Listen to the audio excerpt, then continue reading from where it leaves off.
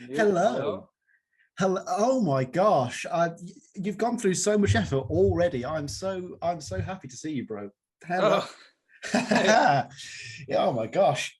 That I feel like I'm watching an episode of the show. My gosh, that is absolutely fantastic. How are you doing today, man? What's going on? Okay. Yeah. Awesome. Good. Good. I Excellent. had to kind of scrounge for the fifth item. It was Interesting. sadly I don't have a lot of like really cool, unique stuff. I've Mhm. kind of like I wouldn't say basic, but I recently picked up a couple cool things that I'm looking forward to showing you. But Awesome. Like I say, this is more about the sentimental, gooey stories, an excuse to chat about the experience more than it is the items. Though some people, was that a blue meanie I just saw there? No, it looked like a blue. uh, Oh, you know what? I'm sure we can somehow fashion a story that was loosely connected to McCartney in some way. Yeah, I picked up this kind of this tiki mug back in Tier One. It was great. Yeah. Ooh. So basically, the format is I'll do a quick intro, and then we'll have a discussion just about Beatles, McCartney, collecting vinyl in general, and then we'll just go into the five items, okay. closing plugs, yada yada yada. Though I don't think you need to do the plugs on this one, really. At least if we're comparing audiences. So deep breath, Sam. Deep breath. Bit of coffee. Mm. Right. Let's begin. Hello, hello, hello, and welcome to Macca in Your Attic, a Paul or Nothing spin-off show where we look for the primo tit and tat of McCartney memorabilia. Today, me and my guests are going to go through their attic and we're going to look at 5 interesting, unique, and fun items, each with their own story, hopefully. As always, check us out on the Patreon, hit us up on paulmccartneypod@gmail.com and at McCartneypod, yada, yada, yada. Get all them plugs out the way. Because today, everyone, I'm joined by someone whose channel I've been a fan of for as long as I can remember, really, like long before I decided to rob this format for Mac It in Your Attic. And his videos have this clean, slick, professional aesthetic that I can only dream of sat here in my mom's house. That channel, folks, is the incomparable, indomitable Vinyl Rewind, a channel that, if you like this show, it will scratch your every itch. You know, the content is so vast. Everyone, would you please welcome to the show Eric Callero? Eric, what's going on, my friend? How you doing? Hey, howdy. Thank you. Thank you for the intro. That was great. No. The pleasure is all mine, especially considering what you might be bringing to the show. But first of all, most British question ever, as always, where are you calling from and what's the weather like? Los Angeles, California. Well, it's still the morning time, so it's still, maybe 70 degrees, but it'll probably warm up, get into the 80s. That's Fahrenheit, by the way. I can't really do the Celsius It happens conversion in my every head. time on this show. Every guest ends up Yeah, having to do the mental gymnastics there. Don't worry yeah, about it. So are you in the vinyl pad right now then? Is this the set? Oh my yeah, gosh. yeah, yeah. We're here. We're here. We're hanging Oh out. my gosh. It's like interviewing Paul in Abbey Road. This is amazing. This is really fun. I was also really happy to see that your latest video was on the Magical Mystery Tour, English versus American. Oh yeah, The US vinyl, the LP, was the very first thing I had ever bought with my own money, and so oh it's such a special album to me. That is, I don't get the hate that it gets from a certain segment of the fan base, and like just looking at value for money, like the ubiquity and access we have of music now is just incredible. But the idea that, yeah, oh, if you didn't have all of these singles, side 2 here is a yeah. fantastic purchase for any fan. I can still remember the vendor who sold it to me saying it's crap and no one likes it, and he sold it to me for dirt cheap. And then the vinyl boom happened. So who's laughing now, eh? You know. I wonder if that was partly to do with the stereo mix not being ideal for Mm-hmm. that particular release. I wonder if that's some of the hate. And I understand like some people don't like things that go against the Beatles' wishes, but legally, contractually, Capitol had to ask for their permission, so they Mm-hmm. signed off on it. Um, And I know there's been quotes. I think there's a quote of John or Mm. George saying, that the crap in America that they put out. But I mean, he might have been thinking of like what they did to Revolver or Rubber Soul, some of those albums. No, So if I was I going to don't say, get it. no, I'm definitely one of those people that enjoys the terrible rock and roll album artwork. As long as it annoys the Beatles, I Oh, I definitely like it. Oh, it's fantastic, isn't it? What an that album cover! oh God, yeah, that's a hard one to look at. Oh, it's one of those difficult parts of history, I guess. But Well, yeah, it looks like Grease, like the Grease. It came out of that age, that type of. This is what rock and roll was, and it's like jukebox things and silver, and it's like, well, I guess maybe in America. yeah, Grease is the word, though. I think I'd rather listen to the song with the word in that case. Absolutely, yeah. Before we get too deep, and apologies to my fans who have suffered from me talking about this particular artist a lot lately, but I've been going through a bit of a binge. Have you still got the Weird Al squeeze box? Do you still own that? Yeah, it's right there. Oh my God, there it is. Okay, I'm done. You can go now if you want, bro. That Okay, see you later. I'm happy. Oh my God. As someone who is very well aware that not only is Weird Al not popular, he did not translate across the Atlantic whatsoever. And Oh, all I have is one copy of the third album, Dare to Be Stupid. I've just managed to nab a copy in a charity shop once, but the only things I can find on eBay are from Australia, like Weird Al 3D, 150 right, Australian right. dollars for shipping alone. It's mad. Uh, Seems like it'd be cheaper just to buy it from America, have it yeah. shipped. No, there's some of it on Huh. his website, but the large majority of the catalog is not available online. And there's been no reprints since that Grammy Wait, you award-winning really? squeeze. Yeah, You, like Spotify won't have Weird Al in your location? yeah. Was there like you can download it and stream it and stuff, but the only things I can find online are just CDs. That's it. Oh, Yeah, got it. Okay. yeah. I Yeah, mean, yeah, yeah, I understand that. Yeah. I bought what I thought was a vinyl for Alapalooza, but it turned out to be a CD. Though it was from a charity shop, so I didn't want to complain. I thought, Yeah, yeah. you can keep that £10. I'll take that one on the chin. Have all of these Do you items. have a favorite Weird Al album? See, this is the thing. I'm really quite bad at going through the whole a whole Weird Al album. So the only Sure. one I have actually listened through the whole way through is Dare to Be Stupid, and I really did enjoy that. Yeah. I much prefer to go through my Spotify playlist of just all the polkas in a row. Oh, One that's after funny. the other, after the other, after the other. And Wow. yeah, you can definitely see my eyes start to like lose focus at like a certain point. I'm just drifting off. Which one is he on now? I think he's on Hot Rocks Polka by this point. We're 45 minutes in. It's it would be an experience. He did like a live tour where it was like all orchestral stuff. They did one of Oh all of his yeah, yeah, yeah, yeah. all originals, but there's never been a case where he's done a polka from a previous album on a current tour. It's always the new current thing. Okay, okay. He opens up with Sledgehammer, and all these kids are like, "What's this? Sorry, Yeah. Peter who? Is he on a Rihanna album or something? I don't know." Now, obviously, you are in the set, of course. I can see lots of excellent merch around you already, but are all of these items from around you and around the house, or have you actually had to go into a physical attic for any of this? Oh no, I mean I have an attic, but you wouldn't want to keep anything in there because it gets really, really hot. So I have a No, geez. basement I could store things in, but no, everything is just yeah in the house, in the house. So it's think of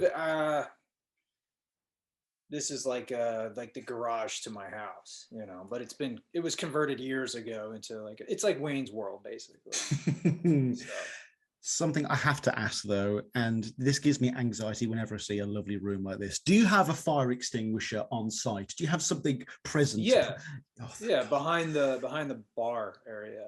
I should move it closer somewhere, but yeah, for now that's where it is.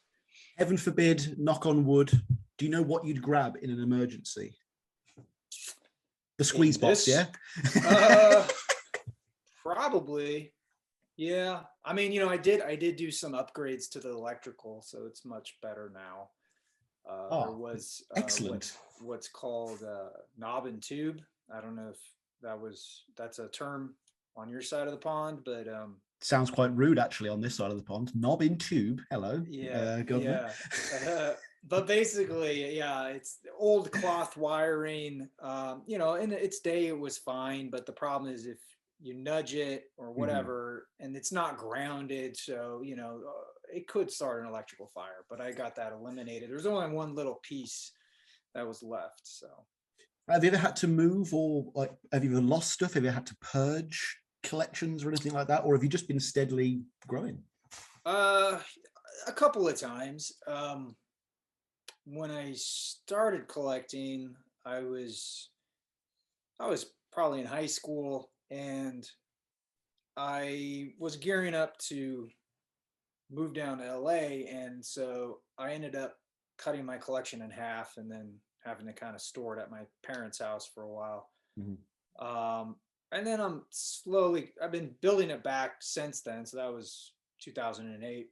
And then periodically I'll go through mini purges. Like recently, I kind of went through my soundtracks and sort Mm. of like, you know, one, do I love this film? If I don't, why do I have this soundtrack?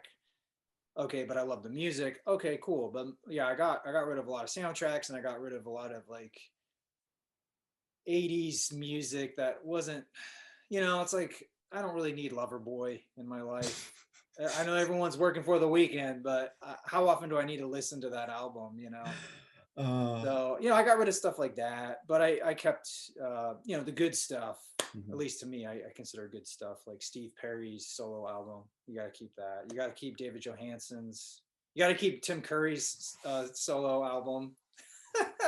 I discovered Tim Curry's solo work randomly on a very inebriated Spotify run, and there was a song called "I Do the Rock," and I was like, "This is the most hilarious thing of all time," and I played it on a loop again. I start losing focus. Yeah, absolutely incredible stuff. We love Tim Curry That here. was that was the thing in the '80s to put out an album. Like I have Bruce Willis's "The Return of Bruno" album. I have what's his name from Miami Vice. He has an album. Actually, both of them have albums. Don Johnson and was it Philip Michael Thomas? I think it was his name. Anyway, I don't have any of his stuff, but like Eddie Murphy put out music. He had a pretty big hit. Like, it was crazy. It was a wild time in the '80s.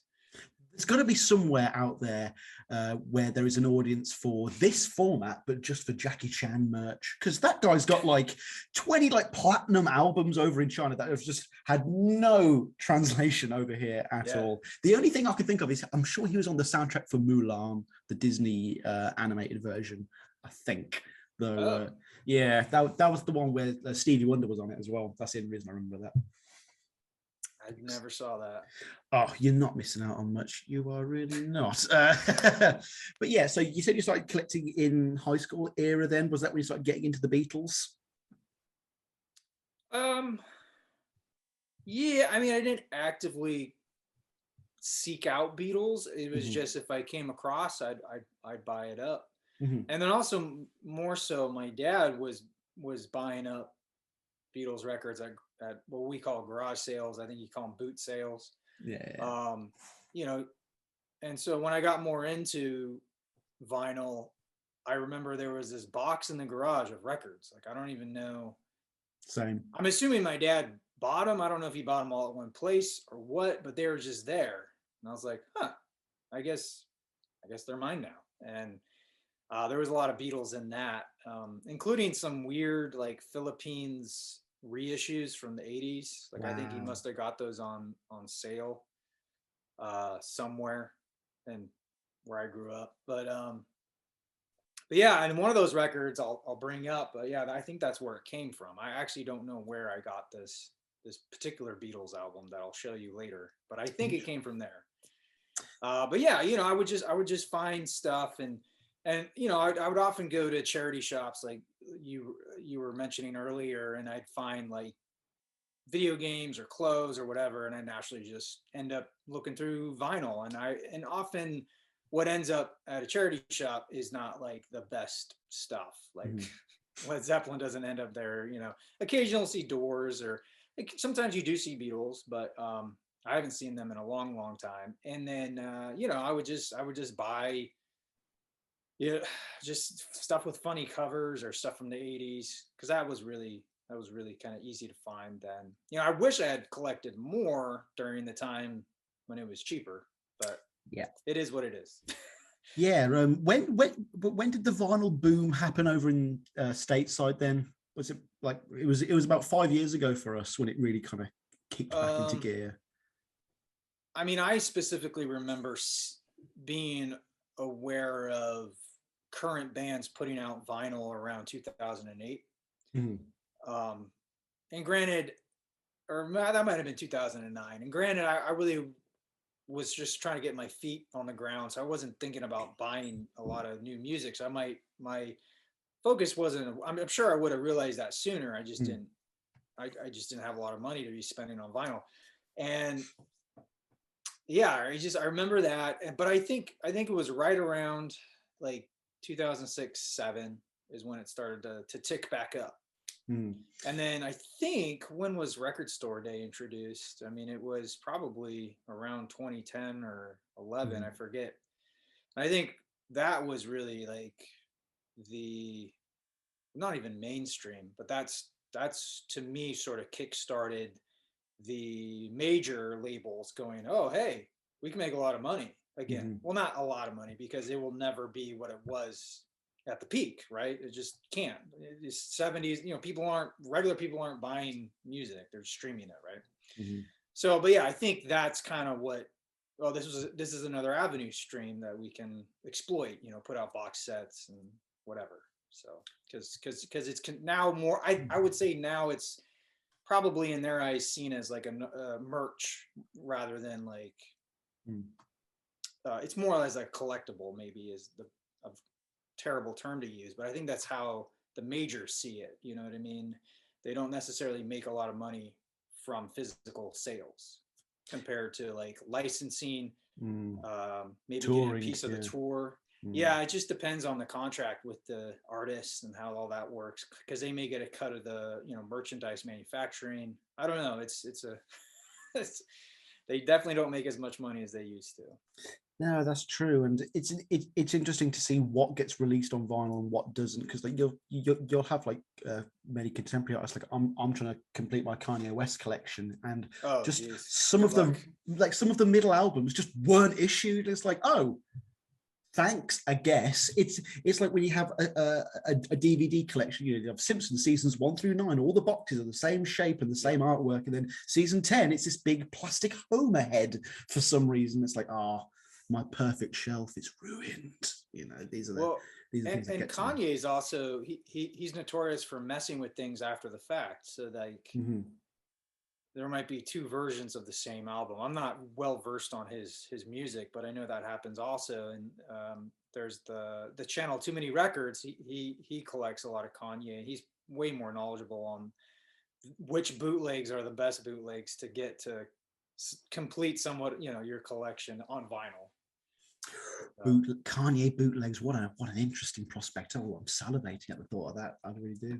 They exist. Let's talk about modern vinyl, though, because obviously we've got three big Beatle camps putting out an incredible range of product, seemingly uncoordinated and whenever they damn well please. We've got the immense All Things Must Pass box set from the Harrison camp. We've had all the Lennon re-releases, and then the deluge of alternative editions and cassettes and CDs of McCartney's current product. But who, in your eyes, which camp is putting out the best post-Beatles product? Including the packaging, everything, Oh, that's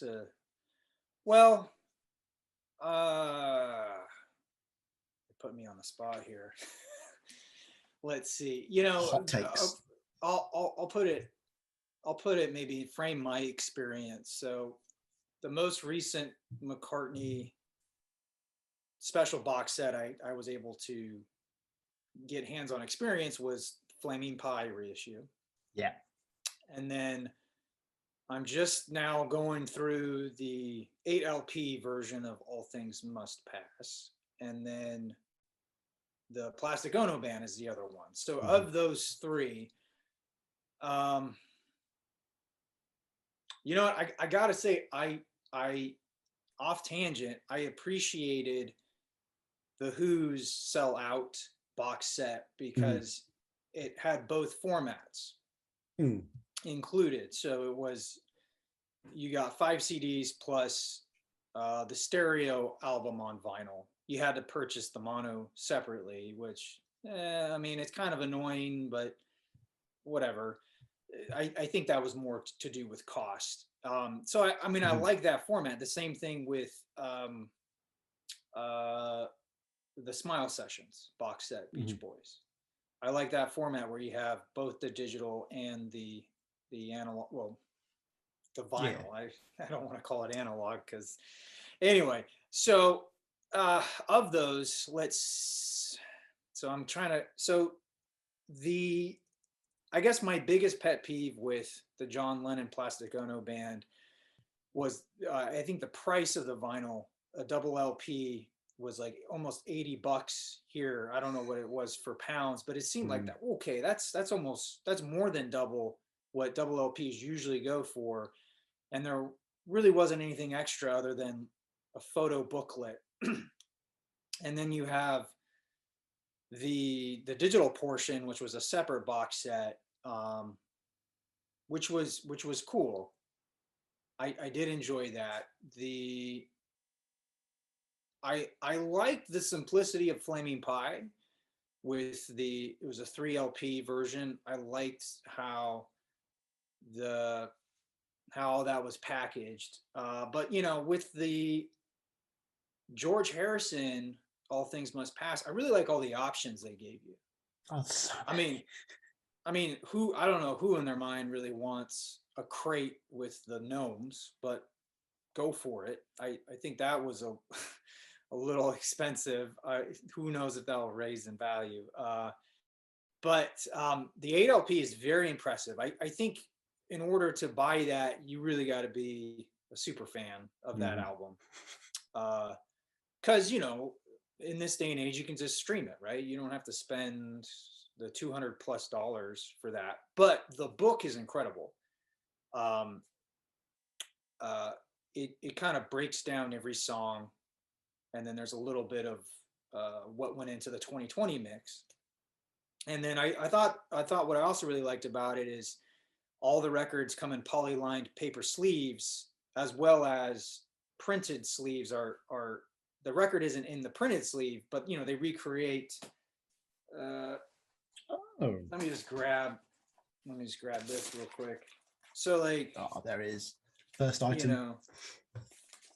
This, right, the original paper sleeve, but so the reissue comes with recreations of these, but the records themselves are delivered to you in polyline paper sleeves, which I like that.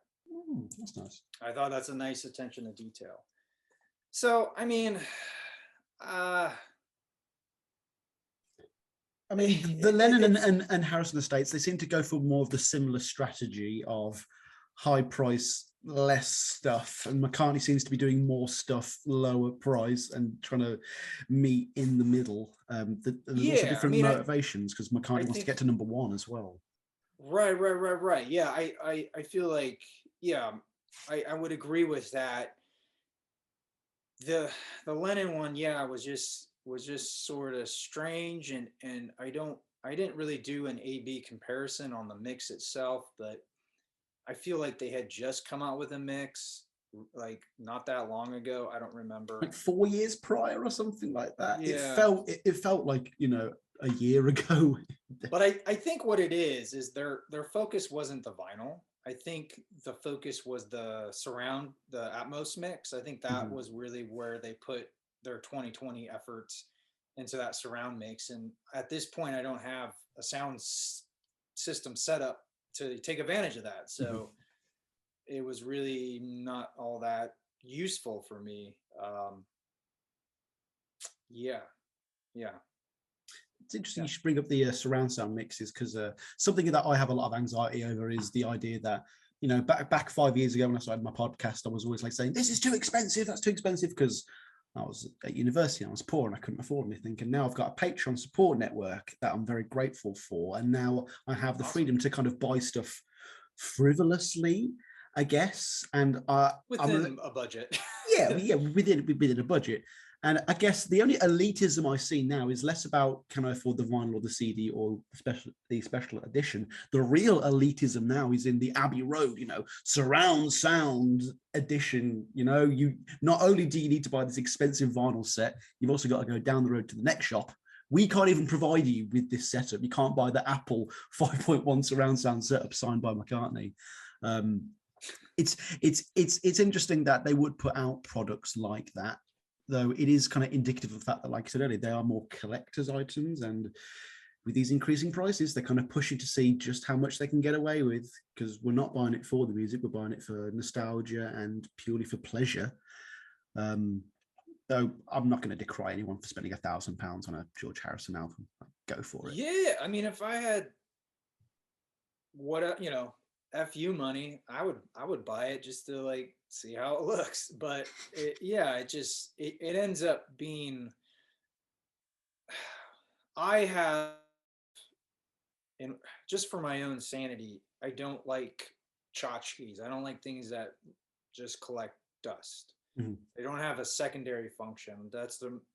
I've always collected some things, but they were generally like, you know, like Star Wars trading card game, right? Like you collected it, but it was a game.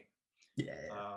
You know what I mean? Like versus just buying Garbage Pail Kids. Like, what do you do with them? It comes with a sticker. That's cool. But... Mate, you're talking to a Yu-Gi-Oh kid here. Like, I get it. Okay, well, you totally get it, right? Yeah. So, I guess that would be my apprehension. It's like, do I really? You know, I don't really need a crate with these gnomes in there. I mean, it just. But on the flip side, you have the ultimate edition of Flaming Pie, which came with a bunch of Linda McCartney prints, really nice prints, and then like a really nice art book. And that to me is like, okay, so then you could periodically just have those framed or display them. You know, you have some nice artwork, which I don't know if you've checked rock and roll art print price, but they generally can go into the thousands to $2,000, you know, okay, because you're buying, especially a really nice, well, unfortunately you can't get these signed, but you know, signed prints or anything like that, they generally cost a lot of money for a nice print of these rock and roll icons. So I mean, in that sense, to me that was a, you know, I guess I would be more apt to buy that, if that makes sense. If there was a choice between a regular version of the album and some ancillary goodies and a regular version of the album with bonus songs on another disc, which one would you be more inclined to buy if you could only purchase one? Oh, the bonus disc. Yeah. Okay. Yeah. It's all about the music. It's all about what song did they not put on from the 1975 sessions, that kind of thing. It's always great, and especially the what if conversations that are spawned up around that as well. But just before we launch into your 5 items, just finishing off a talk about modern vinyl. Something that I've been speaking about a lot with people here who are noticeably older than yourself. You're actually one of the youngest people I've had on the show, bar a couple of teens I've had on as well. But I always talk to people about, you know, buying vinyl back in the day, you know, and it seems very romantic if you want to view it that way, even though it was probably very difficult to even know what you didn't have. You know, you didn't even know what you didn't know. Do you ever look back on that time and think, oh, I wish I could have been there buying vinyl off people in back alleys from guys in trench coats? Or do you just like the ease of eBay and Amazon these days, you know? I think there's good and bad with the advent of internet, because you suddenly realize things aren't as rare as record stores would have you to believe. Like the flame cover of Street Survivors by Leonard Skinner isn't that rare. Right. It was recalled and reissued without the Flames after the death of several of the members. But it's not that it's pretty not. I think I don't know this, but I feel like the non-Flame version is probably more uncommon because the album sold really well. Then there's things like Elvis. Elvis always carried a premium, but I think that's partly to do with the fact that the people that mostly care about Elvis are dying off. But like for when I was growing up, like any Elvis record would be like 50 to $100, regardless of condition. Wow. And now it's like, oh no, unless it's like some Sun 78 or early 45s or like really good condition of his first album, most of it's you could probably get something in if you could find it in near mint, it might be $20-$30, but yeah, it's not that common. But I was going to say that first Elvis album, that's only selling because the album cover is so iconic more than people actually wanting to listen to the music. I feel. Oh, sure. Yeah, absolutely. Yeah. I mean, I personally love that record. I mean, that is primarily, I believe, all records sessions on that album. So it's like the classic Bill Black, Scotty, what's his name? Scotty Moore and Elvis, just knocking out pure rockabilly. But where was I going with all that? Yeah. So like, I remember most of my record store purchases back in the day were generally CDs and sometimes, cassettes, sometimes CDs. But then there was like the one big used record store in where I grew up, and they would also carry vinyl. So you would naturally just be like, well, let's see. We'll see if they have any Weird Al. Okay, so the cassette is $10, the CD's 15, but the record's only $5. I'm gonna get the record. Oh, what a heavenly time to be alive! Yeah. Oh my god. So like that was kind of like my thought process is like, well, if you're gonna buy used, you might as well get the record because you can record it to tape. That was the thought process. So, and I was a kid, I was like 12, so it's like I wasn't really like thinking about value or collecting things. I was just wanting to hear more Weird Al or some classic rock. I would just find whatever was cheaper. Sometimes I would be buying a best of. I had a best of Leonard Skinner album that I had for a long time. And then I got into U2 and I started buying U2 albums. And that's when I first came across an import, which was, it was a different album cover for Boy. In the US, it was, I think they briefly issued it, but it looks like the boy from War, but he doesn't have the helmet on. Okay. You know what I'm talking about? But in America, it was like this weird 4-panel picture of their faces kind of stretched out as black and white. So like that was the cover I was used to, but here was Boy with a boy on it, which made more sense to me. So I bought it. My mom was kind of hemming and hawing on it. She's like, why is it, it's $15. You should just get the $5 one. And I was like, but it looks cooler, And then I realized, oh, this is an import. I didn't really understand that concept. And then when Blockbuster Music opened up, I remember they actually had some imports. And so like, that's when I found like, again, going back to U2's Pop had just come out and I wanted to get it. And I was looking at I think it was the Japanese import of it had an extra song. I was classic. Like, dude, I want that. But I never bought it. But sometimes with like U2, you could get that song on like a CD single as like a B-side. Sometimes you could get it that way. Now, just mentioning bonus tracks there, it's so annoying that the latest Reimagined, the McCartney remix album, there was the much advertised Idris Elba remix that was touted as a physical exclusive track. And then within 11 days, it's a Spotify single. Oh, yeah. That's how I first heard it. I was kind of like off the radar with all that, but I was like, oh, that's interesting. I didn't know he did remixes. That's awesome. It was definitely a cool album, but it's a shame to see that the physical draw of like, if you buy the physical thing, you'll get this different thing that you can't get. And now it is sadly relegated to like art cards and prints and cool artwork on the back cover, that kind of thing. my friend only collects records that you can't get otherwise.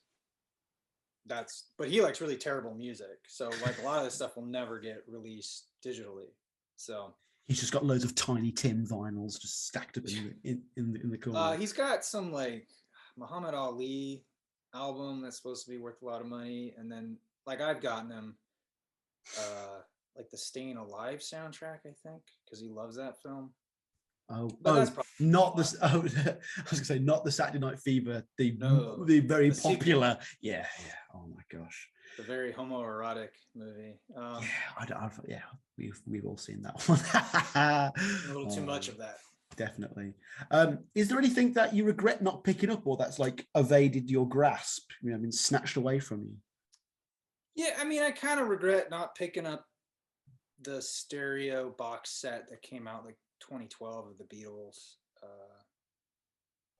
I mean, I'm glad I picked up the mono box set because that's far more expensive.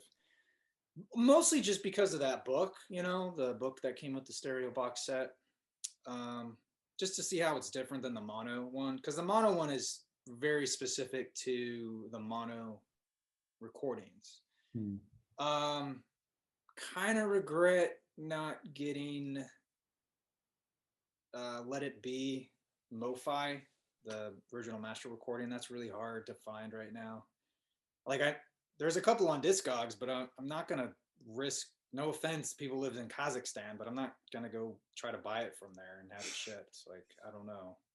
Yeah, Discogs is an interesting one. There's a lot of trust and faith you got to. Yeah. So other than that, I can't think of anything off the top of my head. Well, that's good. It means you're sleeping easy at night, Yeah, I mean, I got other things to worry about. But sometimes I regret like letting go of, like I had bought a bunch of Abbey Road albums and I kind of let some of them go. I traded some in to get store credit. Kind of regret that now because it's like, oh, I should have kept at least one of those. Because for me, I feel like I collect a little differently just because I tend to hang on to all these different versions, like 7 versions of Sgt. Pepper's or whatever I have. Love it. Most people don't need that many. Some people do collect that, and that's awesome. I mainly keep all those because I do go back and refer to them, and it's easier in some ways. I don't know if it adds any credibility, but sometimes it's easier just to show it or to talk about it versus to show a picture of it that it's a little different. So I tend to hang on to stuff maybe longer than I should, but every time I let some, like especially Beatles stuff go, I end up like regretting it. It's like, why did I let that one go? I should have hung on to it. But for the most part, I've been pretty good. I've been pretty good about that.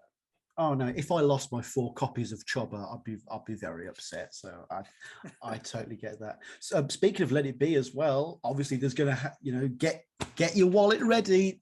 October 15th, they reckon there's going to be August 26th. They reckon there's going to be an announcement of what's going to be in.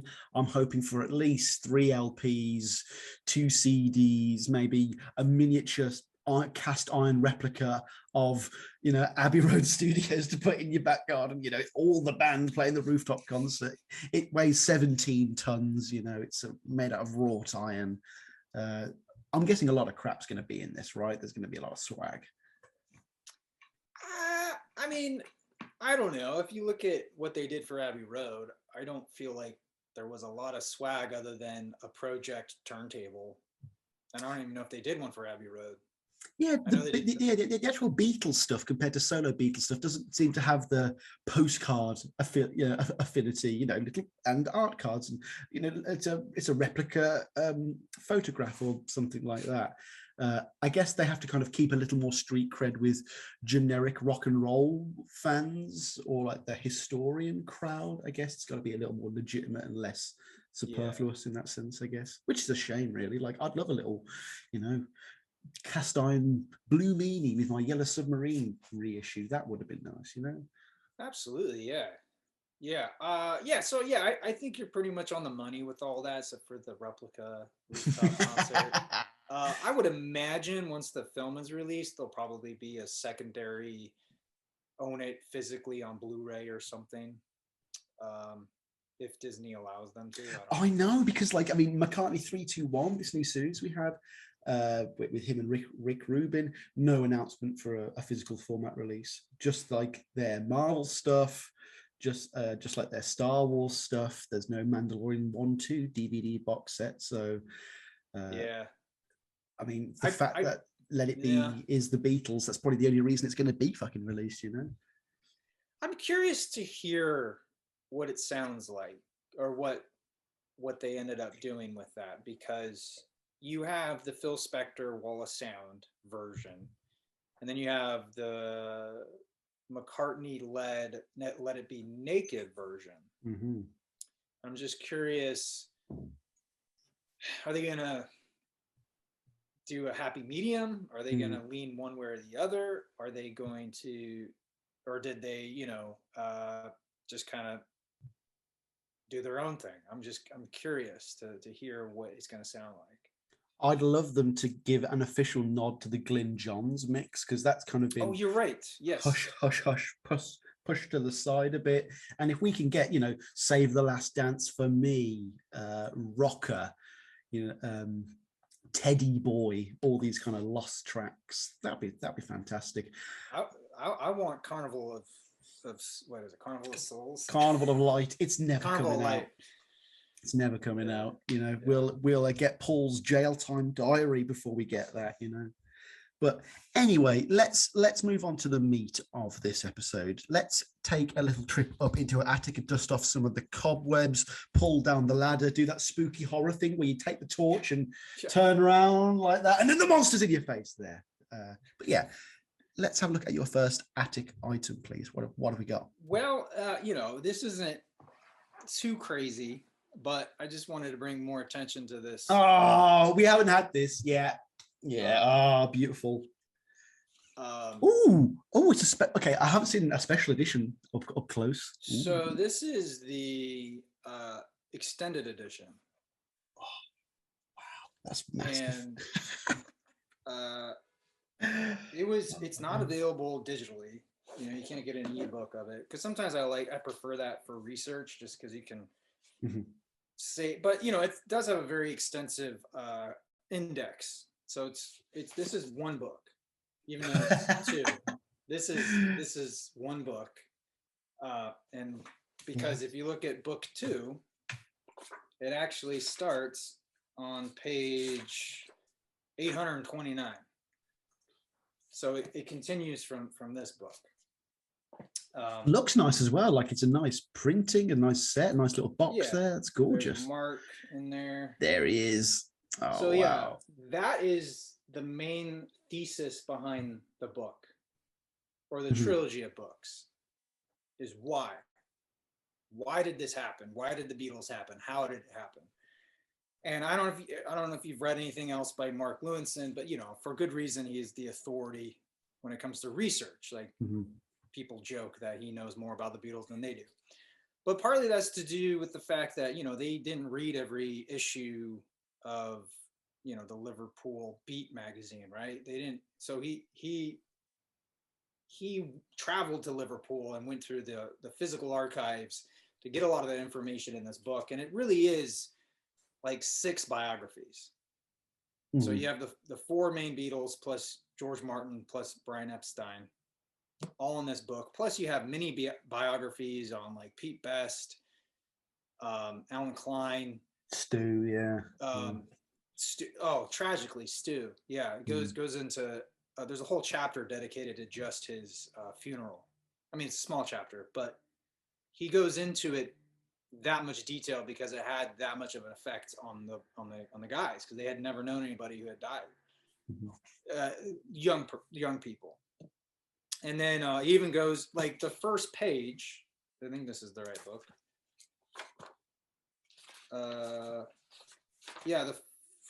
Let's see, where is it? Yeah, the first thing is, it's pre-1971 British monetary system explained. So right off the bat, yeah, my eyes go glossy when he talks about what a guinea was versus a threepenny bit and a tuppence and 8 shillings and sixpence. You know, it's like, what? Anyway, we got rid of it for a reason. Oh yeah, but you know, it's like, what's a bob? What's 10 bob? You know, I mean, you know all this, but for me, it's like, what? That's cracking, that is. Sadly, so, he doesn't do the read of it for the audiobook. Sadly, I'm currently making my way through the audiobook, but it is the abridged version, sadly, and it's not with Lewison's voice. And I've seen Lewison live for the Hornsey Road tour he did a couple of years ago, and yeah, it needs to be in his voice. It needs to be. He needs to go back and do both when he releases, if he releases part 2. oh, he will. He's working on 2 and 3 at the same time. That's what's taking so long. Yeah, but he keeps talking with George R.R. Martin, and they both keep delaying their books. That's never going to come out. Same with Donda. That's never going to that's never going to come out either. Well, I have faith, and I'm sure he has people helping him too. Faith in Ye. Have faith in Ye. Well, and also that's like how he makes his money. Yeah, you know what I mean. Like, it's this research. I mean, he gets an advance to write the book, and he's got publishers they want it. Like, come on, bud, let's get this done. But you know, truth be told, I actually didn't read this book in its entirety. I primarily, it's a lot, man. It is. Well, thankfully there's a really useful index in the back. So if you ever need to cross reference something like, oh, what did John think about Ringo's drumming? Well, there's a page number for that. It's like, oh, awesome. But primarily, I use this book as sort of my go-to source when talking about Ringo's life. Like, I had other sources, but over the years, Ringo's, I wouldn't say has glossed over things, but sometimes if you watch interviews, you don't get the full picture. Like, he sort of glosses over the fact that he was engaged. He was engaged to be married, and he broke off the engagement to follow music, and that was it's a big deal anytime, but especially back then. And the fact that in order to marry this woman, he would have to convert to Catholicism, which was a huge deal for his mom. She was very much against this marriage because of that. And so there was a lot of that gets glossed over. And also, when you sometimes read things, it seems they paint the picture as if Ringo had a choice between these two bands, King Size Domino or the Beatles, and it was a difference of 5 pounds. But when Lewison really breaks down the timeline, you realize it wasn't that close together. And this may have happened or may not have happened. We don't really know. And it's an invaluable resource. But on top of that, if you are a Beatles fan and you just sort of want like the best documentary ever, I recommend picking up the book. I don't know if you need the extended edition. I don't know how it's different from the regular edition. And it is pricey. I mean, it's about 100. I think I paid 130, 140 for it, US dollars. And that was new as well. No, this was like used in good condition. I mean, I think it had flaws in it. I don't know. There's some black dots on it. Don't know what that's about. I'm not sure what that's all about. I mean, to me, as long as all the pages are there, I don't really care. It's not a collector's item, but yeah, it's pretty incredible. I mean, it's exhaustively researched, and it's sort of like the Beatles Bible in my mind. And it proves your point that you made earlier, that you don't really collect stuff that you can't use. So it's something that you go back to. Just as a little point, you do listen to all the records, or do you give a separate version so I can play this one, I'll keep this one in the sleeve, or anything like that? Yeah. I mean, I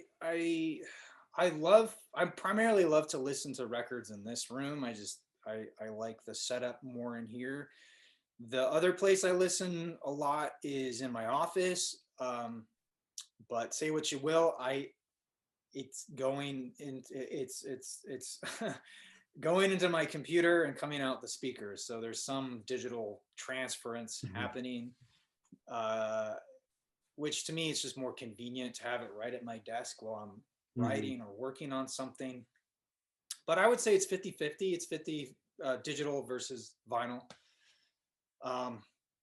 But you know, if I have friends over or whatever, I just love to throw on some records, you know, do it that way. It's so It's a much different fun, experience.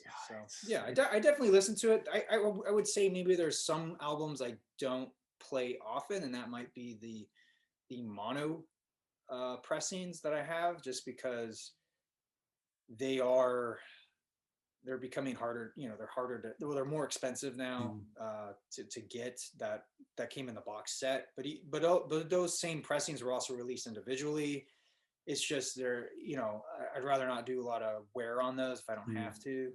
So you know, it just depends, you know, what we're trying to listen to or accomplish. Yeah. So it is nice having multiple copies though, because for most people, once you get past Sergeant Pepper's, a Capitol record version is fine. You know what I mean? They're pretty plentiful here in the U.S. I do like playing the Giles mixes though. I do like those. Yeah. Awesome. Let's have a look at item numero dos. Okay, so this is the last non-vinyl item, but I found it inside the sleeve of, I think, the Beatles' second album. It's a random Capitol release, but I found this picture, and what's interesting about it, you see Paul has got a cigarette. It's unedited. Oh Yeah. my gosh. Oh, that's fantastic. And it's old. I don't know what it's from. This top looks Cut. like it was torn, so it must have been from some sort of fan thing. Not really sure. I don't know. I'm sure someone else more knowledgeable about memorabilia could probably tell me. We've got a mystery here. It's a nice, I don't know if lithograph's the right word, but it's got some sheen to it. You know. Oh, I love that. It's so fun. What is that top half? Is it maybe like part of a? Is it the width of a 45? That is it like a part that would be like an insert or something? I don't know. I think it was. I think it probably had several photos. I think it was just like a fan club thing. Because that tear doesn't look like scissors to me. It looks like it was bent to the point by which it snapped off. So possibly, you know, those wallets where hundreds of baby photos fall out like a concertina. It could have been like that, just folded over. Yeah, I mean, it almost looks perforated, but no, I think it's a little bit smaller than a 7-inch. I don't have one at hand right now, but yeah. And on the back is the signature of like Lee Harvey Oswald or something like that. Right. You hold it just right, you can kind of you can see a pyramid with an eye on the top of it. Yeah.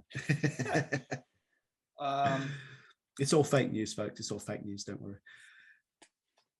So, come on. What's number 3? I'm taking we're going to get some vinyl from Vinyl Rewind now. Well, this is a more recent reissue. Issue. So this is, I actually ordered another one. This was sent to me from Capitol Records. I'm so jealous now. Sent stuff from Capitol. The unique artwork on the inside. Oh, it's beautiful. There's the back. So, is it splatter? Is it green? Which one is it? Which one is it? Oh my gosh. So that is record 2. Fucking hell. Oh my gosh. It is so beautiful. It is so great. Oh my gosh. It's pretty cool. I mean, I still have one on order. I have the green version coming. Hasn't arrived yet. But that was pretty cool. I really enjoyed that. I mean, I was a bit annoyed that the version I got, the HMV Gold, basically the same as the Target Silver, I believe is the equivalent. But there's no gatefold on that one. And I was like, I don't mind having lesser or lower quality artwork, you know, like having a standard edition. But I thought, you can't even spring out for an extra sheet of cardboard here. Come on, just bend it in the middle, get someone to stand on it, sorted. But that's so much better than the actual album cover. That one. So Yeah, much better. the sort of weird. Ed Ruscha drawing. Yeah, the die is over here. There is, I think, a version of that cover on vinyl. I think. Yeah, it's the standard one. It's the Yeah, generic. I feel like that one's going to be more collectible. Like, who's buying that? That's the joke about McCartney 3, the black version, the black vinyl's the elite one. Which is funny actually, because in every other product line, the black one would be the most expensive, rare to get one. Well, actually, no, probably a white one actually, like PlayStation White. I imagine stuff like that. I'm going to cut that bit out. That didn't make sense. The Patreon fans will laugh at that one, I'm sure. Right, but yeah, love that one. You've probably seen this next one.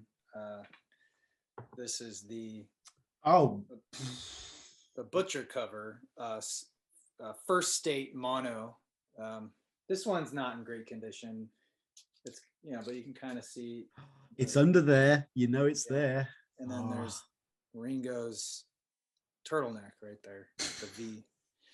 So this is one of those records that I think my dad must have bought, and I had it in my collection for a couple of years, and then I got this book, the Goldmine Price Guide, and I had a whole page spread about this album, and then it was at that moment I was like, oh wait, this is not what I thought it was. And I was like, oh, it's a butcher cover. So yeah, it's pretty cool. You need to get some sort of tech where you can see through that paper and just the temptation. So many people must have ruined so many copies of this album just trying to tear it off. I mean, there's a company that specializes in it, but yeah. Wow, a whole industry around a Beatles album. It's a niche, but yeah. That's so cool. Have you ever seen an uncovered Butcher? Yeah. There in where I'm from, there was a record store that had one for like $1,000, but I think it was a third state stereo.